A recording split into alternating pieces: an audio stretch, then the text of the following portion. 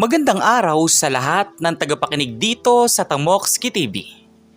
Ang kwento natin ngayon ay tungkol sa isang batang tila may hawak ng mundo sa kanyang mga kamay.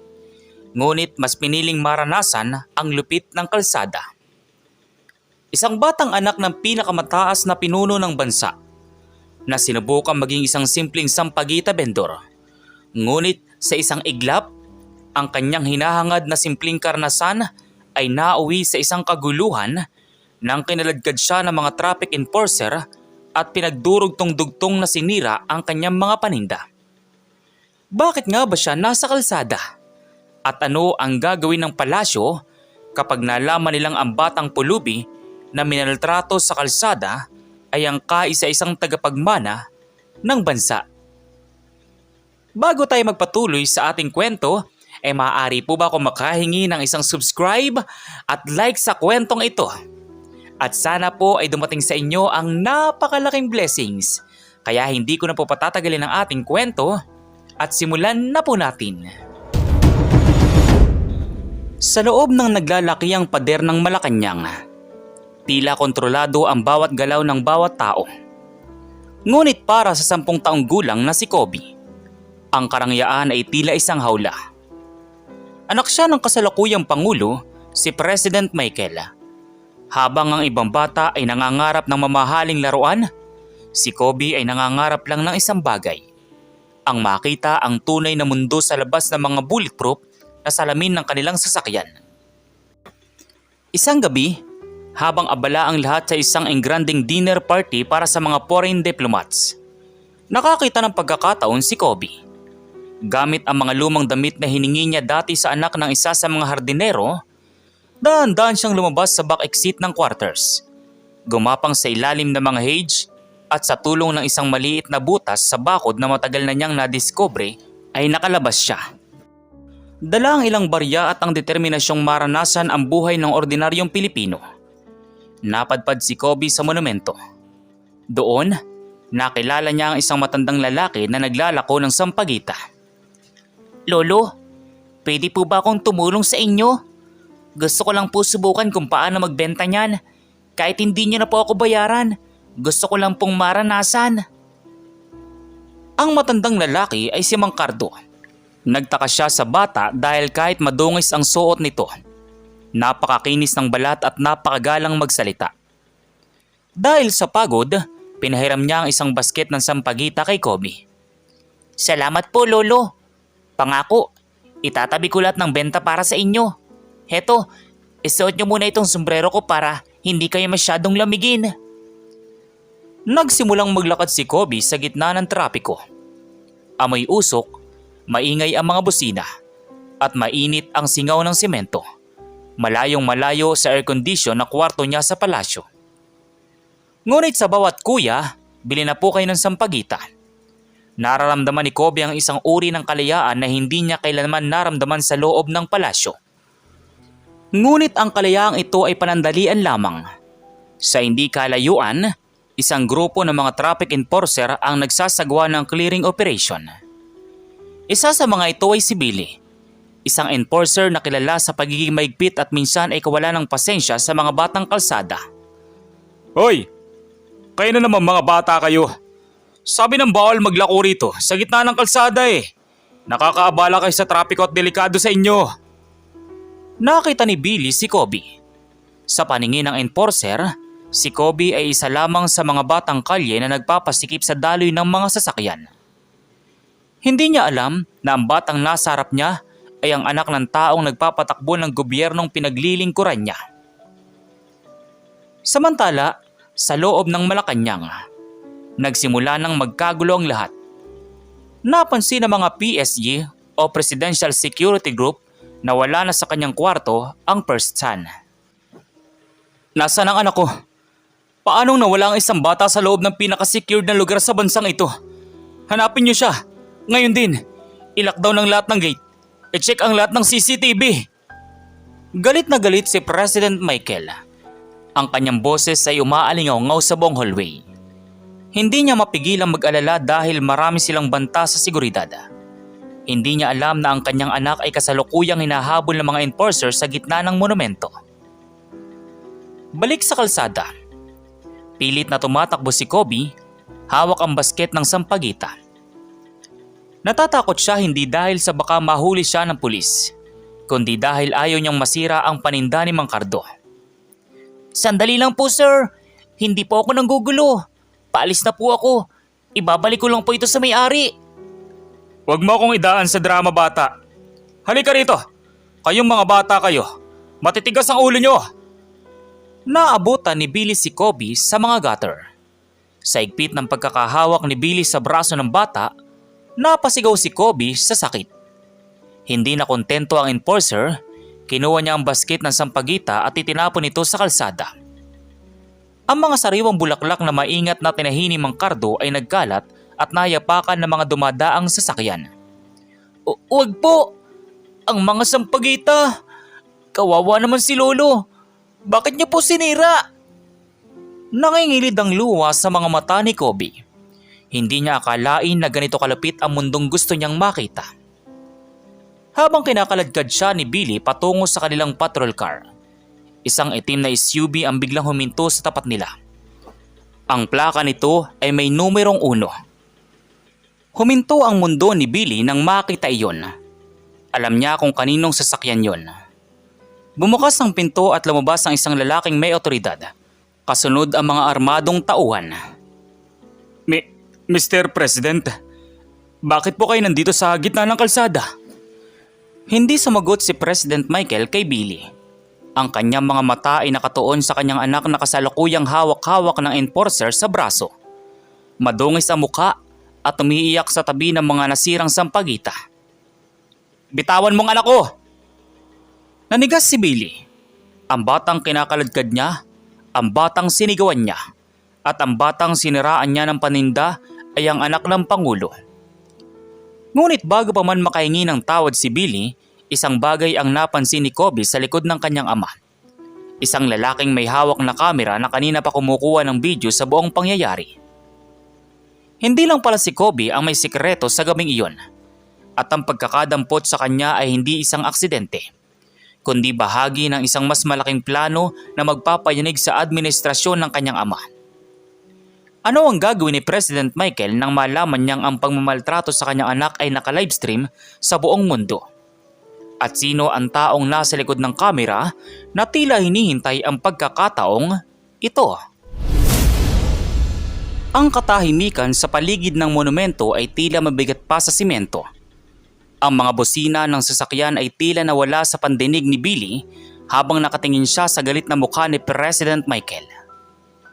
Ang kamay niyang nakahawak sa braso ni Kobe ay biglang nanginig at kusa itong bumitaw. Mahal na Pangulo, hindi ko po alam. Akala ko po ay isa lang siyang palaboy na lumalabag sa batas trapiko. Ginagawa ko lang po ang trabaho ko. Hindi tumitingin ang presidente kay Billy. Agad niyang nilapitan ang anak at niyakap ito na maigpit. Pinunasan niya ang uling sa mukha ni Kobe gamit ang kanyang mamahaling panyo. Kobe, anong pumasok sa isip mo at umalis ka ng palasyo? Alam mo ba muntik nang tumigil ang tibok ng puso ko sa pag-aalala? Daddy, sorry po. Gusto ko lang naman pong makita kung paano namumuhay ang mga bata rito. Pero Daddy, si Lolo Cardo, sinira nilang paninda ni Lolo. Wala na siyang ibebenta bukas. Itinuro ni Kobe ang mga durog na sampagita sa kalsada. Tumingin si President Michael sa mga bulaklak. Pagkatapos ay kay Billy na ngayon ay nakayuko at tila gustong lamunin ng lupa. Sa paligid, ang mga tao ay nagsisimula ng magbulungan at maglabas ng mga cellphone. Ngunit sa gitna ng tensyon, isang lalaki ang lumabas mula sa anino ng isang poste. Siya ay si Marco, isang vlogger na kilala sa pag-atake sa gobyerno. Hawak niya ang kanyang gimbal at smartphone at kitang-kita sa screen na libo-libo na ang nanonood sa kanyang livestream. O mga ka-subscribers, nakita niyo ba yun? Ang anak ng ating dakilang presidente, nagpapanggap na mahirap at ang sariling tauhan ng gobyerno.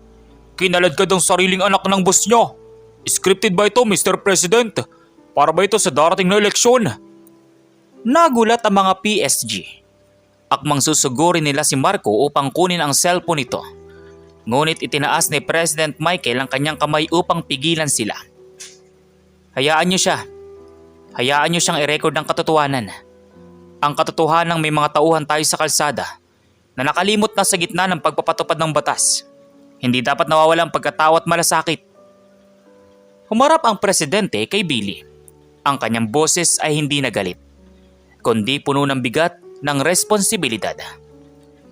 Enforcer Billy, ang batas ay ginawa para sa tao, hindi ang tao para sa batas. Nang sirain mo ang mga sampagitang iyan, hindi lang bulaklak ang sinira mo. Sinira mo ang pag-asa ng isang matandang naghahanap buhay ng marangal. At ang mas masakit, ginawa mo yung sarap ng isang bata na walang kalaban-laban. Si Billy ay hindi makaimik. Ang kanyang malalim na boses ay tila nabaon sa kahiyan. Ngunit may isang twist na hindi inaasahan ng lahat. Habang nagaganap ang komosyon, si Kobe ay lumapit sa isang matandang lalaki na nakatayo sa gilid. Siya si Mang Cardo. Ngunit sa halip na magpasalamat, si Mang Cardo ay may hawak na radyo at may binulong siya rito. Nakita ito ni Kobe. Lolo, bakit po kayo may radyo na katulad ng sa mga guard sa school namin? Lumingon si Mang Cardo kay Kobe. Ang kanyang anyo na mukhang mahina ay biglang nagbago. Tumayo siya ng tuwid at nag-alis ng piloka. Hindi siya isang matandang vendor. Isa siyang undercover agent ng isang grupong nagnanais pabagsakin ng administrasyon. Pasensya na bata. Masyado kang naging madaling gamitin. Sa isang iglap, bago pa makakilos ang mga PSG, isang pagsabog ng usok ang naganap sa gitna ng kalsada. Nagkagulo mga tao at nagsigawan ang lahat. Kobe! Nasaan ang anak ko? PSG! Protekta ng bata! Nang mawala ang usok, wala na si Kobe. Wala na rin ang matandang si Mang Cardo. Ang tanging naiwan sa kalsada ay ang basket ng sampagita na ngayon ay may nakadikit na isang maliit na note.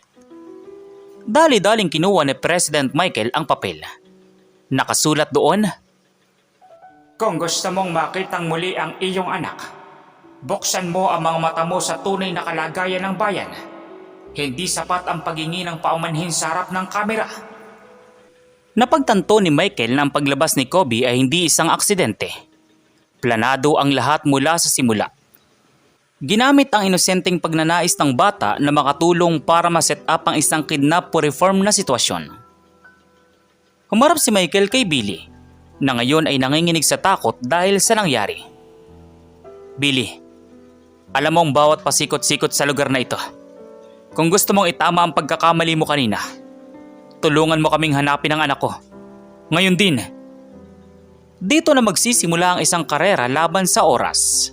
Ang presidente ng bansa at ang enforcer na minaltrato ang kanyang anak. Kailangan magsanib pwersa para iligtas si Kobe mula sa mga taong ang galit sa gobyerno ay nauwi sa isang mapanganib na laro. Saan dinala ng peking matanda si Kobe? At ano ang tunay na pakay ng grupong ito bukod sa pagtuturo ng leksyon sa presidente? Sa gitna ng kaguluhan sa monumento, tila tumigil ang ikot ng mundo ni President Michael. Nawawala ang kanyang kaisa-isang anak. Ang mga PSG ay mabilis na nag-deploy. Hinarangan ang lahat ng kalsada, ngunit ang mga suspect ay tila bula na naglaho sa mga eskinita na tanging mga taga-roon lamang ang nakakaalam. Tumingin ang presidente kay Billy. Ang enforcer ay nakatayo pa rin. Luhaan ng mga mata at hindi malaman ang gagawin. Billy, huwag kang tumayo lang dyan. Sabi mo kanina, ginagawa mo lang ang trabaho mo. Ngayon, gawin mo ang trabaho mo bilang isang taong may alam sa lugar na ito. Saan dadaan ang mga taong gustong tumakas ng hindi napapansin ng mga main road cameras? Mahal na Pangulo, sa ilalim po, may mga lumang tunnel ng drainage dito na hindi na ginagamit. Pero malalaki ang daanan. Doon po sila posibleng pumasok para makalabas sa kabilang distrito nang hindi dumadaan sa mga checkpoint. Hindi nag-atubili si President Michael. Sa kabila ng pagpigil ng kanyang mga security detail, sumunod siya kay Billy. Isang kakaibang tanawin. Ang pinakamataas na pinuno ng bansa tumatakbo sa madidilim at mababaho na iskinita. Kasunod ang isang traffic enforcer na kanina lang ay kaaway ng kanyang anak. Samantala, sa isang abandonadong bodega hindi kalayuan sa Caloocan, nagising si Kobe. Nakatali ang kanyang mga kamay ngunit hindi siya nakakaramdam ng takot. Sa halip, ang kanyang mga mata ay puno ng pagtataka habang nakatingin kay Mang Cardo na ngayon ay nakasuot na ng tactical gear. Bakit niyo po ginagawa ito, Lolo? Akala ko po magkaibigan tayo. Tinulungan ko po kayo magbenta ng sampagita dahil sabi niyo, wala kayong pambili ng gamot ng asawa ninyo. Tumigil ang lalaki sa kanyang ginagawa. Tumingin siya kay Kobe at sa unang pagkakataon, nakita ang bahid ng pagsisisi sa kanyang mga mata. Ang lalaking ito ay si Colonel Santos, isang dating sundalo na natanggal sa serbisyo dahil sa isang maling akusasyon. Ang mundo ay hindi kasing ganda ng itinuturo sa iyo sa palasyo, bata. Ang tatay mo, nakaupo sa malambot na upuan, habang kami mga naglilingkod sa bayan ay itinapon na parang basura. Gagamitin ka namin para marinig kami ng buong mundo. Pero Lolo, hindi po ba pwedeng mag-usap ng maayos? Sabi ni Daddy, ang matatapang na tao raw ay hindi kailangan manakit ng bata para makuha ang gusto nila. Natigilan si Santos. Ang inosenteng boses ni Kobe ay tila mas matalas pa sa kutsilyo. Ngunit bago pa siya makasagot, bumukas ang pinto ng bodega at pumasok ang vlogger na si Marco.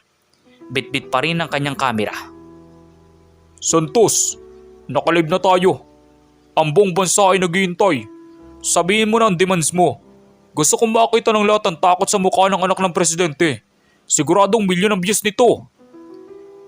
Napagtanto ni Kobe na hindi lang pala hustisya ang habol ng grupong ito. Ang vlogger na si Marco ay ginagamit lang ang sitwasyon para sa sariling interes at para pag-awayin ang sambayanan. Balik tayo sa kalsada. Narating ni Billy at President Michael ang dulo ng isang madilim na iskinita. Nakakita sila ng isang panyo. Ang panyong ginamit ng presidente kanina para punasan ang mukha ng kanyang anak. Nandito sila, sir. Ang bodega sa dulo ng kalye na yan. Yan ang bagsakan ng mga nakaw na kabli noon. Walang gaanong tao dyan tuwing ganitong oras. Salamat, Billy. PSG, palibutan ng lugar. Pero walang magpapaputok. Ang anak ko nakataya rito. Ngunit may isang twist na hindi alam ng lahat. Habang naghahanda ang mga otoridad na sumalakay, si Kobe ay may sariling plano. Dahil sa pagiging maliit niya, nagawa niyang itago ang isang maliit na gunting na ginagamit sa pagputol ng sampagita na nasa bulsa niya kanina. Dahan-dahan niyang pinuputol ang tali sa kanyang mga kamay habang si Santos at Marco ay nag-aaway sa kung paano itutuloy ang livestream. Saktan mo na ng konti ang bata, Santos. Kailangan natin ng drama para mag-viral. Hindi ka kagat ang tao kung puro salita lang. Sabi ko, ipapahayag lang natin ang hinaing natin. Hindi ko sasaktan ng bata. Hindi ako kriminal. Sundalo ako. Sa gitna ng kanilang pagtatalo, nakawala si Kobe. Pero sa halip na tumakbo palabas, tumakbo siya patungo sa main switch ng kuryente ng bodega na nakita niya sa gilid. Hindi niyo po gagamitin ang boses ko para sa kasamaan. Isinara ni Kobe ang main switch. Nagdilim ang buong bodega. Naputol ang livestream ni Marco. Sa labas, nakita ni Billy at ng presidente ang pagpatay ng ilaw. Ngayon na, sir, alam kong shortcut papasok sa bintana ng bodega. Dito na magtatagpo ang lahat. Ngunit sa dilim, isang putok ng baril ang umalingaw. Hindi galing sa PSG at hindi galing kay Santos. May isa pang tao sa loob ng bodega na walang nakakaalam. Ang totoong utak ng operasyon na ayaw lumabas ng buhay ang anak ng presidente. Sino ang nagpaputok? At sino ang tinamaan sa gitna ng kadiliman? Umalingaw ang putok sa apat na sulok ng bodega.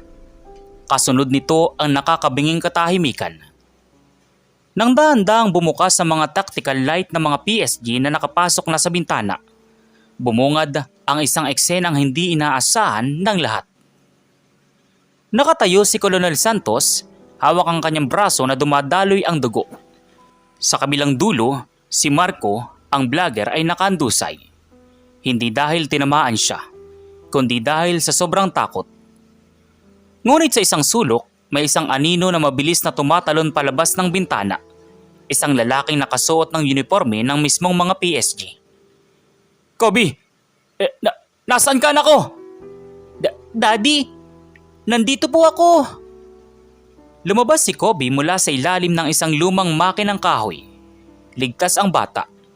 Ngunit bago pa man makalapit si President Michael, mabilis na umarang si Billy sa harap ni Kobe.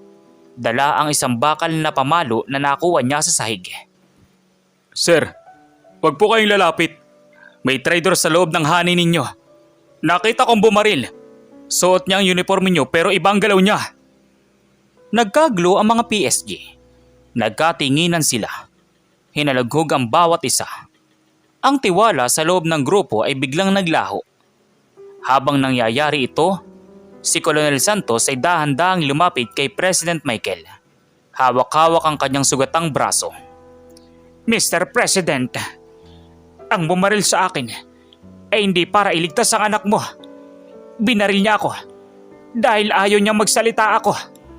May mga tao sa loob ng administrasyon mo na gustong gamitin ang insidenteng ito para magdeklara ka ng martial law.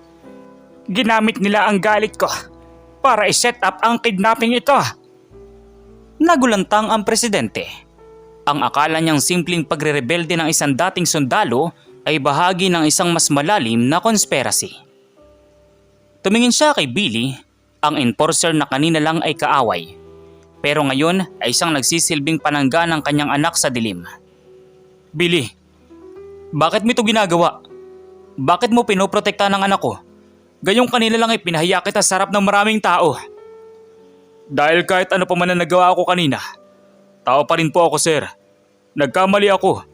Nabulag ako ng init ng ulo at pagod sa kalsada.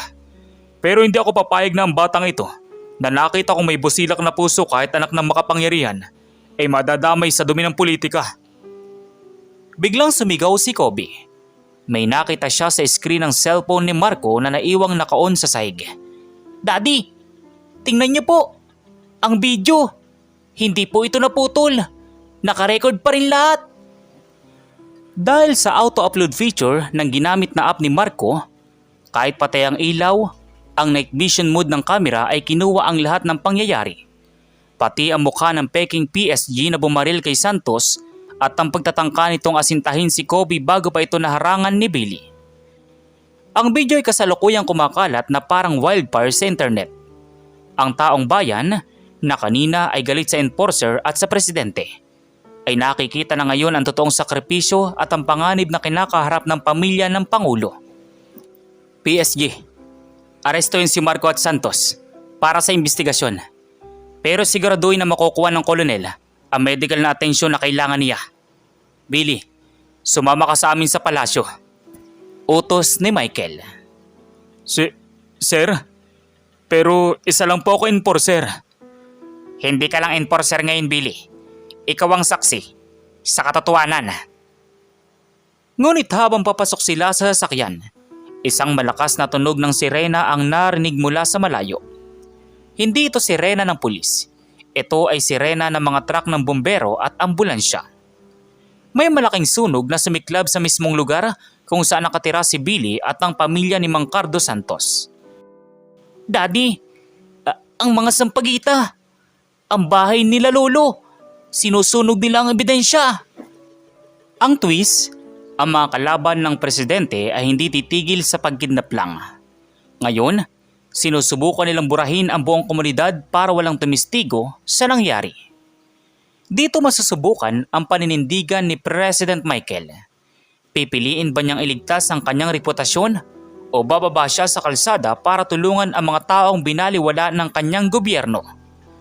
At si Billy, sa gitna ng naglalagablab na apoy, may madidiskubre siyang lihim tungkol sa kanyang sariling pamilya na konektado pala sa nakaraan ng presidente.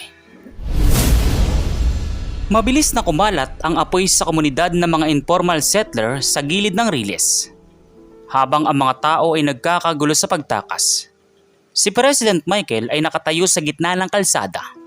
Pinapanood ang pagtupok ng apoy sa mga barong-barong. Ito ang lugar na kanina lang ay binabagtas ni Kobe habang nagbebenta ng sampagita.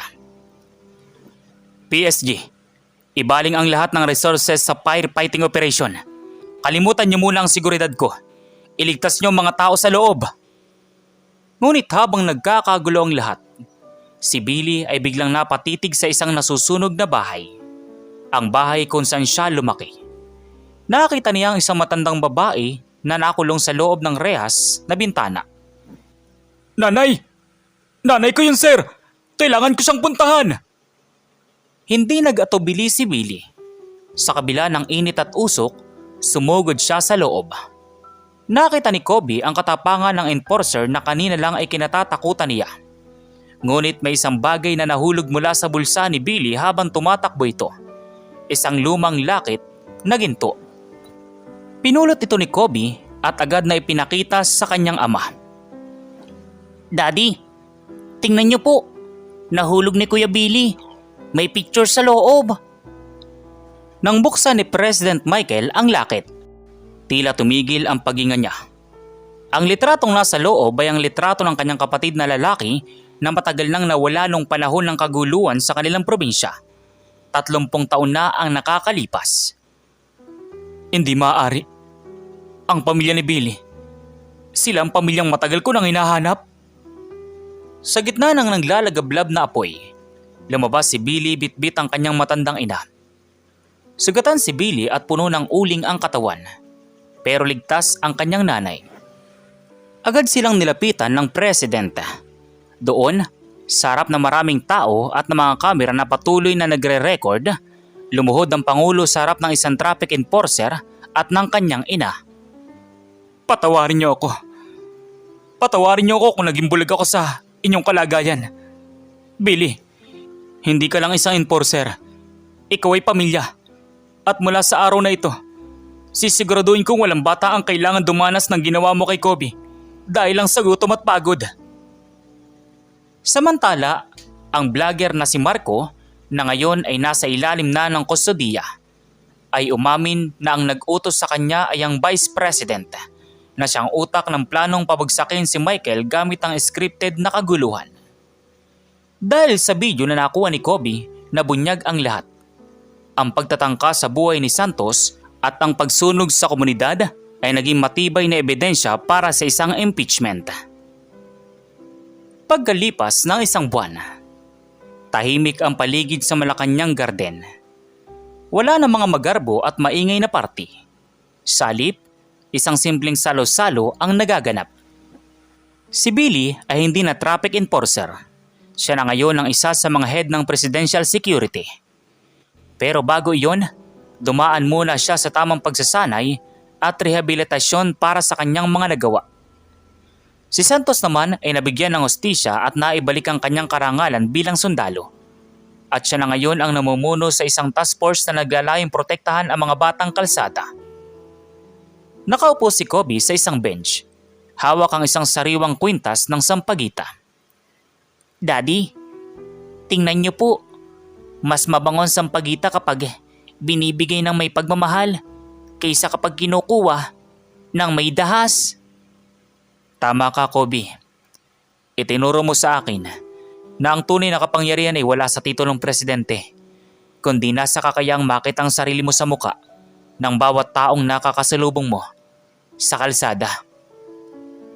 Ang kwento ni Kobe, ang batang anak ng presidente na naging sampagita vendor, ay naging simbolo ng pag-asa.